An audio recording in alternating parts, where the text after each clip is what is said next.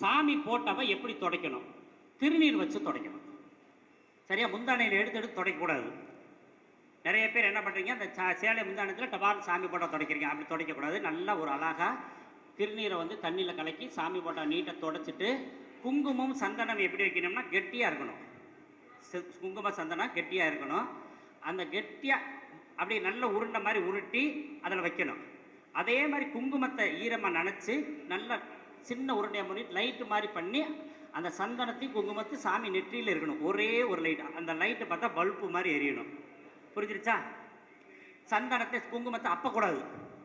கொஞ்சம் வேலை செய்யணும், கொஞ்சம் பொறுமையாக வேலை செய்யணும். ஏன்னா இறைவனுக்காக நம்ம கொஞ்ச நேரம் வேலை செய்யும்போது அந்த எண்ணமும் செயல்பாடுகள் நம்மளை அதுக்குள்ளேயே பயன்படுத்திக்கிட்டே இருக்கும். ரைட்டுங்களா? விஜயனையா, அடுத்து நீங்கள் பேசும்போது நாங்களும் பேசுவோம். லைட்டு மாதிரி இருக்கணும். ரைட்டா? இப்போ பண்ணியாச்சு. தீபத்தை வந்து வியாழக்கிழமை மட்டும்தான் விளக்கணும். தீபத்தை வியாழக்கிழமை மட்டும் விளக்கணும். வேறு கிழமைகளை விளக்குறதுக்கு முயற்சி பண்ண வேணாம். ஒருவேளை முடியாத பட்சத்துக்கு எல்லா நாட்களுக்கும் ஈக்குவலாக வர்றது. அப்படி விருந்துன்றதுக்கும் நம்ம சனிக்கிழமை பண்ணி பயன்படுத்திக்கலாம், மருந்துன்றதுக்கும் சனிக்கிழமை பயன்படுத்திக்கலாம். ரைட்டுங்களா? இந்த 2 நாளையும் நம்ம பயன்படுத்துகிற மாதிரி தீபத்தை கழுவுறதுக்கும் சுத்தப்படுத்துறதுக்கும் சனிக்கிழமை பயன்படுத்தலாம். நம்ம சாமி படங்கள், எல்லா சாமி படங்களும் கிழக்கு நோக்கி தான் இருக்கணும். வேறு ஆப்ஷன்லாம் ட்ரை பண்ணாதீங்க. முடிஞ்ச வரைக்கும் கிழக்கு நோக்கி. பூஜை ரூமை எங்கே வேணாலும் வைக்கிறதுக்கு முயற்சி பண்ணலாம், தப்பு இல்லை. கிழக்கு நோக்கி சாமி படம் இருக்கணும். அதே மாதிரி சாமிக்கு முன்னாடி இப்படி சாமி இருக்கு இல்லையா, அதுக்கு முன்னாடி இன்னொரு சாமி இருக்கக்கூடாது. நல்லா ஞாபகம் வச்சுங்க. சாமிக்கு முன்னாடி இன்னொரு சாமி இருக்கக்கூடாது. சாமிக்கு நெருக்கமத்தில் சாமி நிறைய வைக்கக்கூடாது. வேர்க்கும், சாமிகளுக்கு வேர்க்கும். அதை நம்ம உணர மாட்டோம். எப்படி நம்ம ட்ரெயினில் டிக்கெட் கிடைக்கலன்னா ஓப்பன் டிக்கெட்டில் ஏறி கஷ்டப்பட்டு போகிறோம் இல்லையா, அது மாதிரி நம்ம சாமி ரூமை வச்சுருப்போம். அழகாக தள்ளி தள்ளி சாமிகளை வைத்திருக்கணும். ரைட்டா? இப்படியெல்லாம் சின்ன சின்ன விஷயங்கள்லாம் நம்ம பண்ணணும். பண்ணிவிட்டு தீபத்தை ஏற்ற வேண்டும். எத்தனை? குத்து விளக்கு ஏற்றணும். குத்து விளக்கு தான் ஏற்றணும். அல்லது நம்ம முத இதை ஆரம்பிக்கும் போது குத்து விளக்கில் ஆரம்பிங்க, அப்புறம் காமாட்சியம்மன் விளக்கில் ஏற்றிக்கலாம். குத்து விளக்கு இருக்குதுன்னா 5 முகம் திரி போடணும். நூலில் பின்ன மாதிரி திரி போடக்கூடாது. நம்ம போட்டிருக்கோம் இல்லையா, இப்போ பஞ்சு திரி போட்டிருக்கோம். அதே சமயத்தில் 2 திரி போட்டிருக்கோம். ஆனால் 2 பின்னலை. நாங்கள் ஒன்னோட ஒன்றை பின்னி போடலை, ஒட்டி போட்டிருக்கோம். இப்படி ஒட்டி போட்டிருக்கோம். ரைட்டா? எத்தனை திரிகள் தீபத்துக்குள்ளே இருக்கோ அத்தனை சொந்தக்காரங்க நம்ம கூட இருக்காங்கன்னு அர்த்தம். நம்ம என்ன பண்ணுறோம், ஒரே ஒரு காமாட்சியம்மன் விளக்கு ஏற்றிட்டு எனக்கு ஒரு சொந்தக்காரங்க கூட இல்லைன்னு சொல்லிடுறோம். காரணம் யாருன்னு தெரிஞ்சுக்கங்க. அப்போ நம்ம என்ன பண்ணணும், வெள்ளிக்கிழமையோ செவ்வாய்க்கிழமையோ அல்லது மாதத்தில் ரொம்ப முக்கியமான விரத நாட்களில் சஷ்டி கிருத்திகை இப்படி வருதில்ல, அந்த நாட்கள்லையாவது தீபத்தை பஞ்சமுகம் ஏற்றணும். ரைட்டா? பஞ்சமுகம்னா ஒரு குத்து விளக்கு மட்டும் ஏற்றக்கூடாது, 2 குத்து விளக்கு ஏற்றணும். நல்லா ஞாபகம் வச்சுக்கோங்க. இப்போ நம்ம ஒரு கல்யாண பத்திரிக்கை கொண்டு போகிறோம். வெத்தலை பாக்கு கொண்டு போகிறோம் இல்லையா, வெத்தலை பாக்கு பூவு பழம் கொண்டு போவோம். தேங்காய் நம்ம ஒரு சிலர் கொண்டு போவோம், ஒரு சிலர் கொண்டு போக மாட்டோம். ஆனால் தேங்காய் எப்போவுமே 2 தேங்காய் கொண்டு போகணும். அவங்களுக்கு கொடுக்குறதுக்கு ஒத்த தேங்காயை கொண்டு போகக்கூடாது.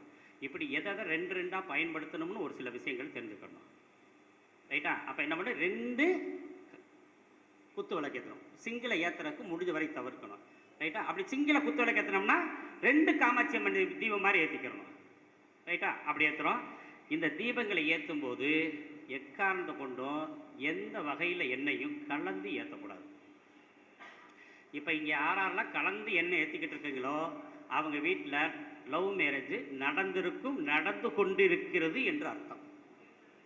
ரைட்டா? ஐயா, தேங்காய் எண்ணெயும் நெய்யையும் ஏற்றலாமா அப்படின்னா, இவர் என்ன உயர் ஜாதியில் இருக்காரோ இன்னொரு உயர் ஜாதியில் இருக்க வேற ஒருத்தரை கல்யாணம் பண்ணுவாங்க. வேற ஒருத்தரை கல்யாணம் பண்ணுவாங்க. அப்போ எந்த வகையான எண்ணெயும் நம்ம சேர்த்து ஏற்றக்கூடாது. பரிகாரத்துக்கு எண்ணெய் ஏற்றணும்னு சொல்கிறாங்க இல்லையா, அதை செய்யலாமா? கோயிலில் செஞ்சுக்கலாம். வீட்டுக்குள்ளே ஒரே வகை எண்ணெய் இருக்கணும். ஏன்னா அதுதான் சுய ஜாதியை காட்டும்.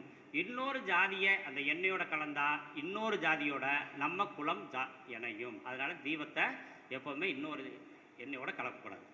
பஞ்சு திரிகளை முடிஞ்ச வரைக்கும் பஞ்சு திரிகளை தான் ஏற்றணும். பஞ்சு திரியை ஏற்றணும். நல்ல நெய், எந்த எண்ணெய் ஊற்றினாலும் நிரம்புற மாதிரி ஊற்றணும். நம்ம ஊருக்கு போகிறோம், அதனால் கொஞ்சமாக ஊற்றி ஏற்றிட்டு வேகமாக அணைச்சிட்டு பிறப்படலாம்னு பிறப்படக்கூடாது. அதனால தீபம் ஏற்றும் போது தீபத்தை ஏற்றிட்டு கதவை லாக் பண்ணக்கூடாது, கதவை பூட்டக்கூடாது. தீபத்தை ஏற்றிட்டு பூட்டிட்டு வெளியில் போகக்கூடாது. தீபத்தை ஏற்றிட்டு பூட்டிட்டு உள்ளுக்கே இருக்கக்கூடாது. யாருக்காக தீபம் ஏற்றணும்? தீபம் மகாலட்சுமி. அப்போ மகாலட்சுமி வர வைக்கிறதுக்காக தீபம் ஏற்றணும். அப்போ கதவை பூட்டிட்டு எப்படி வரும்? கூரையை பொத்துட்டு வருமா? வாசல் வழியாகத்தான் மகாலட்சுமி வரணும். அதிர்ஷ்டம், அதாவது பெரிய அதிர்ஷ்டம் தான் கூரையை பொத்துட்டு கொடுக்குற மாதிரி சொல்கிறது. நமக்கு இயல்பாக நிரந்தரமாக தங்கும் மகாலட்சுமி நமக்கு வேணுன்றதுனால தீபம் ஏற்றும் போது எந்த விதமான கதவுகளையும் சாத்தக்கூடாது. ரைட், இதெல்லாம் பண்ணியாச்சு. ஃபேனு இதெல்லாம் ஆஃப் பண்ணிவிட்டு நீங்கள் என்ன பண்ண, மனமுருக வேண்டிட்டு என்ன சுலோகம் தெரியுதோ சொல்லுங்கள். எதுவுமே தெரியலையா, ஓம் நமச்சிவாயவோ, ஓம் நமோ நாராயணவோ, ஓம் சரணமோன்னு சொல்லிவிட்டு முதல் தீபத்தை கிழக்கில் ஆரம்பிக்க வேண்டும். முதல் தீபத்தை கிழக்கில் ஆரம்பிக்க முடியும். இந்த தீபம் வைக்கிறதுக்கு முன்னாடி அழகாக பூ வைக்கணும். இப்போ நம்ம ஏன் இங்கே மட்டும் பூ வச்சோம்னா, எப்போவுமே நம்ம மேலே பூ வைக்க மாட்டோம், கீழே தான் பூவை கட்டுவோம். ஏன்னா அந்த சுடர் வந்து அந்த பூவை வந்து கருக்கக்கூடாது. புரிஞ்சா இல்லைங்களா? நல்லா கவனிச்சுக்கணும். இந்த டைம் தான். அப்போ கூட யாரோ ஒரு பொண்ணு வந்து கரெக்டாக கேட்டாங்க, ஐயா பூ மேலே வைக்கலாமா அப்படின்னு கேட்டாங்க. வைக்கலாம்னு சொன்னேன். ஏன்னா என்னோட ஹைட்டு தெரியும் எனக்கு, இது சுடர் அங்கே வந்து தாக்காதுன்னு சொல்லுங்க. அப்போ சுடர் தாக்காதுன்னு தெரிஞ்சால் மட்டும்தான் அந்த பூவை மேலே வைக்கணும் அன்னத்தில். இல்லாட்டி பேசாமல் கீழே கழுத்தில் கட்டிடணும். நம்ம மாலை போடுற மாதிரி, சாமிக்கு மாலை போடுற மாதிரி மாலை போட்டுக்கணும். மாலை போட்டோமா அழகாக எல்லா இடத்துலையும் சந்தன குங்குமம் வைக்கணும். பூ, அதாவது நீங்கள் தீபத்தை எப்படி வீட்டுக்குள்ளே வச்சுருக்கீங்களோ அப்படி 100% உங்களுக்கு வீட்டில் லட்சுமி இருப்பான். நல்லா ஞாபகம் வச்சுக்கோங்க. நீங்களும் அந்த அளவுக்கு ஆரோக்கியமாக இருப்பீங்க, பெண்களும் அந்த அளவுக்கு ஆரோக்கியமாக. தீபம் தான் இங்கே ஆரோக்கியத்தையும் ஆயுளையும் செல்வாக்கையும் செல்வ நிலையையும் மகிழ்ச்சியும் காட்டுறது. ரைட்டா? அப்போ நம்ம இதெல்லாம் குங்குமம் சந்தனம் வச்சு நல்ல பூக்களை தூவி நம்ம பாருங்கள், வேகமாக ஓடி போய் இலையை எடுத்துவான்னு சொல்லிக்கிட்டே இருந்தேன். கவனிச்சிங்களா யாராவது? தீபம் ஏற்றுறதுக்கு முன்னாடி தீபத்தை வெறுமனேன்னு கீழே வைக்கக்கூடாது. ஏதேனும் ஒரு இலையோ ஒரு பொருளையோ வைத்து அதுக்கு மேலே வைக்கணும். சரியா? நம்ம பஞ்சாங்கத்தை எக்காரணத்தை கூட கீழே வைக்கக்கூடாது. நம்ம கிளாஸ்லேயே சொல்லுவோம், பஞ்சாங்கத்தை வெறும் தரையில் வைக்கக்கூடாதுன்னு சொல்லியிருப்போம். ஏதாவது ஒரு பொருள் மேலே தான் இருக்கணும், அல்லது ஒரு பேப்பர் வச்சு அதுக்கு மேலே வைக்கணும். இது மாதிரி ஒன்று சாஸ்திரத்தில் இருக்குது. அது மாதிரி நம்ம ஒரு இலையை வச்சோம், அதுக்கு மேலே எல்லாத்தையும் நல்லா பூக்கள் அது பண்ணி சந்திரன் குங்குமம். இப்போ இங்கே இந்த இடத்துல இந்த மகிழ்ச்சி ஆரம்பம், செல்வ நிலைகள் ஆரம்பம். ரைட்டா? இப்போ உள்ள சாமி இருக்கா இல்லையா? எப்படி தெரிந்து கொள்வது? 5 சுடரையும் ஏற்ற வேண்டும். சுடரை ஏற்றிட்டோமா? சுடரை ஏற்றணுன்னு இப்போ நம்ம சாமிக்காக பார்க்குறோம். நம்ம ஒரு தனிப்பட்ட மனிதருக்காகவோ வேற யாருக்கும் பார்க்கல, கோயிலுக்குள்ள பார்க்கல, நம்ம வீட்டுக்குள்ளே இருக்க தெய்வத்துக்கு மட்டும் பார்க்குறோம். ரைட்டா? 5 தீபம் ஏற்றுறோம்.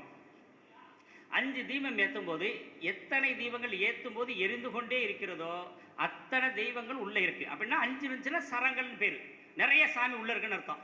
இப்போ ஏற்றும் போது எந்த தீபம் அணைஞ்சிருச்சுன்னு பார்க்கணும், எத்தனை திரி அணைஞ்சிருச்சுன்னு பார்க்கணும். அத்தனை சாமி படம் நம்ம வீட்டில் உடஞ்சிருக்கும். எடுத்து பாருங்க, ஏற்றி பாருங்க. அத்தனை சாமி படம் நம்ம வீட்டில் உடஞ்சிருக்கும் அல்லது வெடிச்சிருக்கும், உள்ள டேமேஜில் இருக்கும். அதை பரிசுத்தம் பண்ணணும். எப்படி சுத்தம் பண்ணணும்னு இப்பயே சொல்லிடுறேன், அப்புறமா சொல்கிறேன்னு சொல்லி மறந்துடுவோம். எப்படின்னா அந்த சாமி படம் மாதிரி இன்னொரு சாமி படம் வாங்கணும், இங்கேருந்து இங்கே எழுந்தருளுக அப்படின்னு 2 ஒட்டி வச்சுட்டு நீர்நிலைகளை போய் கீழே நின்று ஆற்றுல விடணும். அப்படி தூக்கி போட்டுறக்கூடாது. ஓகே போயிட்டு வரேன் அப்படின்னு போயிடும். சின்ன சின்ன விஷயங்கள் தான். ஆனால் நம்ம எல்லாரும் தெய்வங்களை விட்டு விடுகிறோம். அது விடக்கூடாதுன்ற கண்டிப்பாக இந்த அது நம்முடைய முதல் மேடையே நம்ம தெய்வத்தை வச்சு ஆரம்பிக்கிறோம். ஏன்னா அற்புதமான நாளில் நம்ம ஆரம்பிக்கும் போது இதெல்லாம் பார்க்கணும். அப்போ நம்ம இதில் நல்லா பாருங்கள், இந்த சுடரை எடுத்து இன்னொரு சுடர் ஏற்றக்கூடாது, அந்த சுடரை எடுத்து இன்னொரு சுடர் ஏற்றக்கூடாது, இப்படி ஏற்றக்கூடாது. இது பிரசன்னத்தில் என்ன ஆகும்னா தத்து கொடுக்கப்பட்டது அல்லது தத்து எடுக்கப்பட்டதுன்னு சொல்லுவோம். ரைட்டா? அப்படி ஏற்றக்கூடாது. அப்படின்னா சாமி வந்து நம்ம வேற இடத்துல ஏற்றுனாங்கன்னா அதை நமக்கு பார்த்தோம்னா அவங்க வந்து இந்த சாமியை வந்து எங்கேயோ விட்டுட்டு வந்துட்டாங்க. இந்த ஒரு படம் வாங்கிட்டு வந்தாருங்க, அந்த படத்தை எங்கள் வீட்டில் வச்சிருக்க கூடாதுட்டாங்க, அதனால நாங்கள் இன்னொரு வீட்டில் கொண்டு கொடுத்துட்டோம். அதே தத்து கொடுக்குறது. எல்லாத்துக்கும் காரணம் உண்டு. சாமிகளுக்கெல்லாம் சும்மா நினைக்காதீங்க. அப்போ இந்த 5 தீபம் வெளியாச்சு. எத்தனை தீக்குச்சிகள் உரசினோமோ, எத்தனை தீக்குச்சிகள் உரசினோமோ அத்தனை தெய்வங்கள் நம்மளுக்கு மூல தெய்வங்களாக இருக்கிறது. குலதெய்வம் அத்தனை குலதெய்வம் அல்லது மூல தெய்வம் வச்சுக்கணும். எத்தனை தீக்குச்சி ஏற்றப்பட்டது? ஒரு தீக்குச்சின்னா ஒரே ஒரு குலதெய்வம், 2 தீக்குச்சின்னா 2 குலதெய்வம், 5 ஒரு சிலர் 5 தீக்குச்சி ஏற்றுவாங்க. 5 குலதெய்வம் இருக்கும். 1 தான் தெய்வம், 5 அது கூட இருக்கும். அது கற்ப கிரகத்துக்குள்ளே இருக்கும். சப்த கன்னிகள் அது வரும் இல்லையா?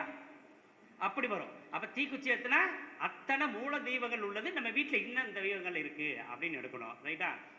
இதில் தீபம் ஏற்றும் பொழுது எந்த சுடர் நல்ல உயரமாக இருக்கிறதுன்னு பார்க்கணும்.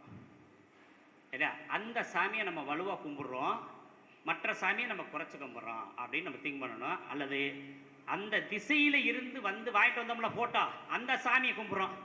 இப்போ நம்ம எல்லா திசையிலையும் சாமி ஃபோட்டோ வாங்கியிருப்போம்.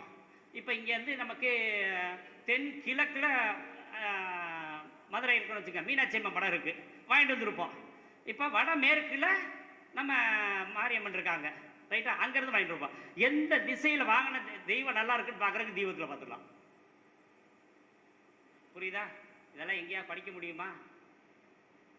இதுதான் 8 திசையில் இருக்க தெய்வங்களில் எந்தெந்த கோயிலில் வாங்கணும், எந்த கோயிலில் இருந்த தெய்வம் நமக்கு கூட இருக்குது, எந்த கோயிலில் இருக்க தெய்வம் நமக்கு சிறப்பாக இல்லை, அந்த அந்த பக்கம் அணையும்.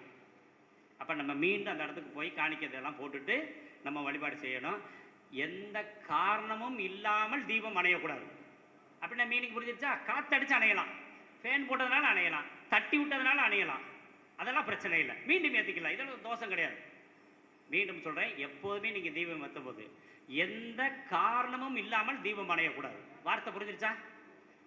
காற்றடைத்து அணையலாம், மீண்டும் ஏற்றிக்கலாம், மனசு சங்கடப்படாதீங்க யாரும். நம்ம தட்டி விட்டதுனால தீபம் அணையலாம், மீண்டும் ஏற்றிக்கலாம். ஃபேன் போட்டதுனால தீபம் அணையலாம், அதனால மீண்டும் ஏற்றிக்கலாம். ஆக எதுவுமே இல்லை, அப்படி அணையும். அங்கே தான் தோஷம் ஆரம்பம். ரைட்டா? அப்போ நம்ம கவனமாக இருக்கணும். தெய்வ வழிபாடுகள் சரியில்லை. தீபம் ஏற்றும் போது நிறைய வெடிக்குதுன்னா நம்ம வழிபாடுகள் முறைகள் நல்லா இல்லை.